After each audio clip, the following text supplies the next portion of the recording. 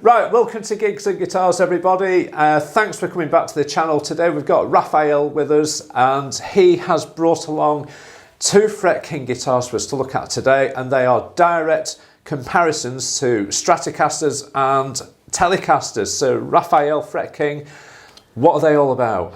Well, I wouldn't be able to tell everything they're about because I don't work for them, but from my limited experience, I fell upon Fret King a while back when I was locally here at Fret that Neil owns, and he had a Fret King that was a semi-hollow Telecaster with a mini humbucker, single and humbucker, and a trem. Yeah. Like really out there design. And it played really well, played really nice, it felt as good as many other guitars. And then you go on eBay and Reverb, and they're not that much money, they are like really reasonable. A lot of the times, same price as a Squire, for example. Yeah. So I did a reshuffle of my guitar collection, as I often do, because I get bored. And I start looking at it and wondering what could I sell and what could I buy. Yeah. And Badlands Guitars down in Brighton had these Fret Kings that I now own. And they symbolize all-in-one guitars, really. Like you could have just these two guitars that I brought to you today and do a whole gig, like one in E flat and another one in standard, and you could do everything. Do I do that? No. But you could. Theoretically. Yeah, you could. I mean, that's the kind of thing normal people aspire to when they start gigging. Take a couple of guitars. I normally take out a Strat and a Les Paul. You could do that with your S-Type and, your T-Type here and your S-Type, which is just out of shot, guys. We'll bring that in a minute or two. But you're right, you could do a gig with just those two guitars. And then there's the features and specs. So Fret King started in Southport, which is an hour from us here in Blackpool. And by Trev Wilkinson, that is a Brit, I believe. He's been all over the place, really. But Trev Wilkinson, you might know him from bridges and tuners and pickups and more on the affordable side of things, really. But it sort of transpires as, okay, what does it take? Someone that works with guitars, with musicians, day after day, and they keep asking him about changes and improvements. What sort of guitars would come out of that? And I think this is it. For example, this T-Type, right? It's called, it has a very catchy name. People complain about the letters in Ibanez. They went for full words here. So it's a Fret King, Country Squire, Music Row. Wow. That's a mouthful, isn't it? So yes. What is it? A Fret King, Country Squire, like Country Squire, yes. Music Row. Music Row, right. I don't know what it means. So it's obviously got the Country Squire from the sort of the Telecaster kind of sort of country kind of vibe. It looks a really nice guitar, it really does. I'm just sat here at the minute, I'm liking the pickups. I love the colour scheme of it. I think the sort of it's almost like an egg kind of blue colour offset with the black scratch plate. I think it's a really nice looking thing. And it has Trev Wilkinson vintage style tuners, not locking. Yeah. It has the more traditional string tree, the round one, that aesthetically at least is pleasing. It has a gloss headstock, but the neck and the neck is oiled satin. It has a 43mm Graphtec nut specifically. It has a 10-inch radius, 25-inch scale. From nuts to bridge. Then we get to the pickups that gets a bit more wild because they have this dual single coil Telecaster that I don't even think there's even a replacement for these. I think I've seen them before, and I think it's cream tea pickups. Is it called the Bangers and Mash? Yes, but I think they're closer together in the Bangers and Mash. Yeah. So I thought about that because I thought if I want to upgrade, as I often do, upgrade for no reason. But I considered it, but it seems like it's slightly closer because these are individually.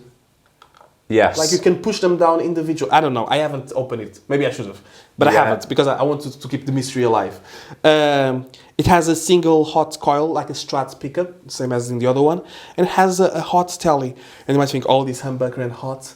If you want to do it country, well, they installed a vari-coil that turns realistically. It's an on and off. So I can see, right, so that, does it rotate? And then there's a top rotating knob as well? Yes. And does that push in or no? No, so it just rotates on top? That's it. So the bottom is tone and the top is the vari-coil to get it hotter. I see. Colder. Yeah. Then normal volume. And even like it has this knob with a crown on top, which is just something to look at. A 5-way switch tilted, so the mod that a lot of Telecaster players like to do, but even more space.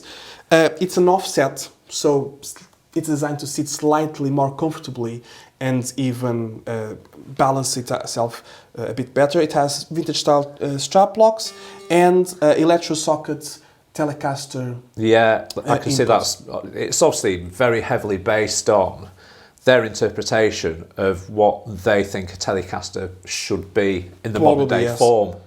So, right, I'll tell you what, it looks really well appointed. It looks very nicely put together. Guys, we're going to do some tones on these. We're going to do a bit of a comparison with the Telecaster. So, do you want to just give us some tones, Rafael, and just let us hear the pickup selections? Sure. And yeah, that's it. Here we go, guys. Okay. Anything could happen.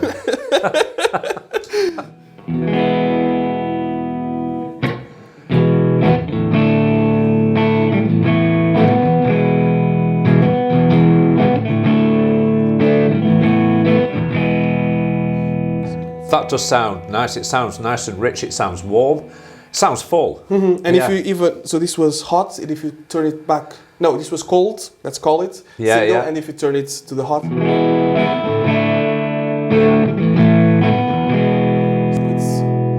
It has more power there, but it's not muffled and it doesn't lose definition.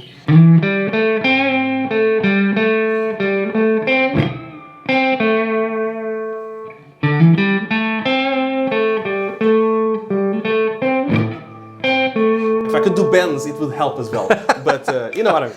It's live playing this, guys. There's no editing here, mate. You know, this is just how it goes. Another take, and I have another take? No. Not a chance. So if we go on the single coil part of the bridge, it sounds a bit more like this. Yeah. And then we did full on.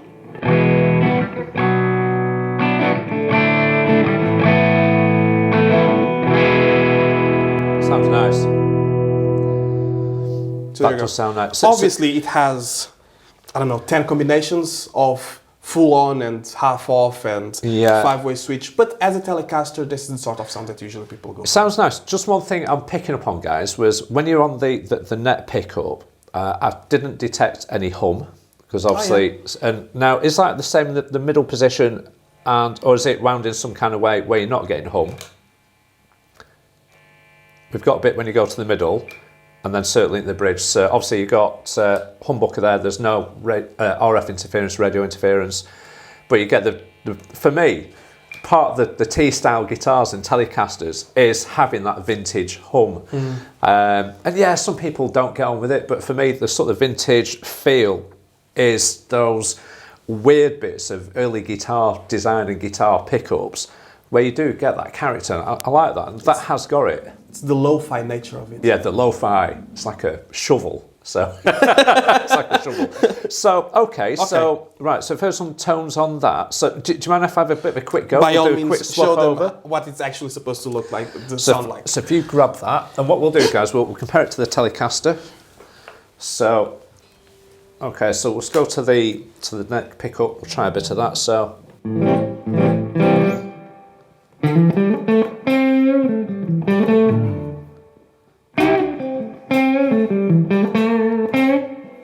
It's a lovely action on this.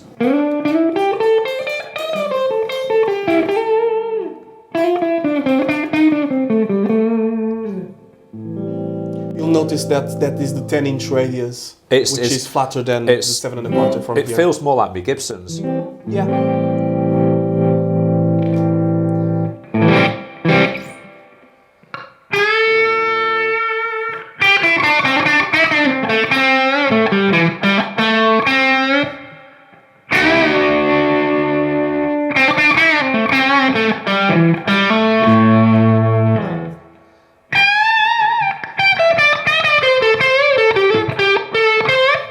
I like that. Plays very well. I think I'm going to have to change my stance because I said that my goal was to get it known that Fred King were a good guitar, so I could sell them for a little bit more money. But I think what's ended up happening is I'm going to actually hear how they're supposed to sound and realize maybe I shouldn't just sell them, I should keep them and add to the collection instead of trying to sell them out. I tell you what, it's got lovely action. It really has got lovely action. I can see that the radius on the fretboard is extremely flat. It plays very, very well. There's no fret buzz anywhere. Nice bit of sustain there.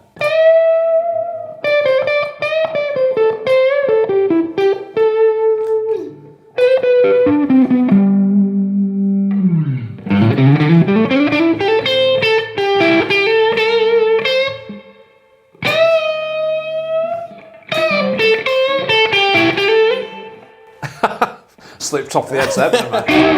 That's the problem, there's a slipping off the edge. Yeah. Let's just try it with the pedal in front of it. You can just Which pop one? the blues driver on. We'll just try a little bit of that and just see what influence that has.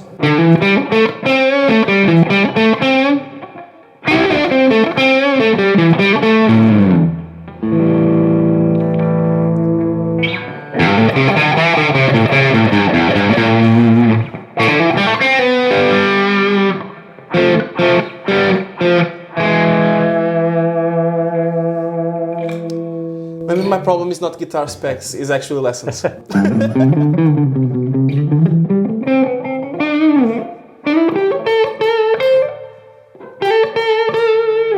I like that. Because sometimes the neck pickups are a bit muddled. Yeah. How do you find that one? I like it. It sounds full. I like the fact it's got the contrast between the thick, warm sound of the neck pickup and then it's got the bite, the kick of the Telecaster at the bridge. I really like that. So can I just try a comparison to that, and then we'll let you have a do on the. We'll just mute that, and then we'll let you have a do on the Telecaster and see what you think. Guys, if you've seen the recent video on this Telecaster, you'll see there is a video. I've done a full setup on it. I'm still on a little bit of a quest in terms of getting this to play well. It did have issues, but I've got there now. It's turned into one of the finest sort of guitars I've got in terms of playability.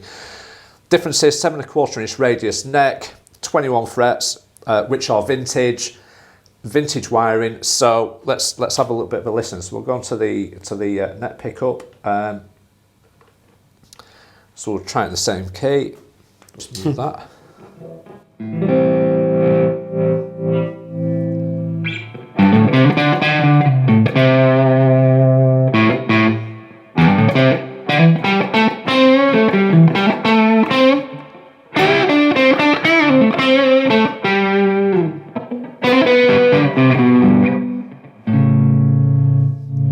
So that's the neck pickup. Sounds obviously a lot cleaner, doesn't it? It does. Let's try it on the middle. And this is with the blues driver on as well. That's with the blues driver on.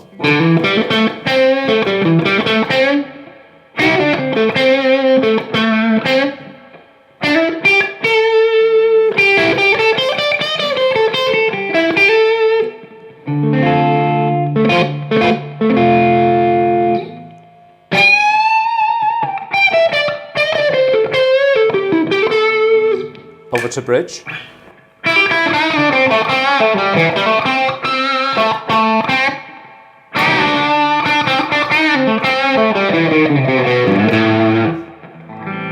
We'll just knock the blues driver off.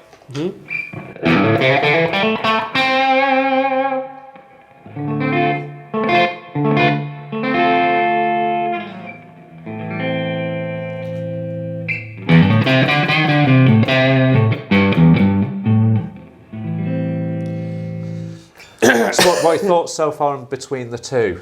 I don't know if it's a visual thing, Yeah. but that does the Telecaster thing perfectly. It sounds exactly as you imagine a Telecaster is going to Yeah, sound. yeah.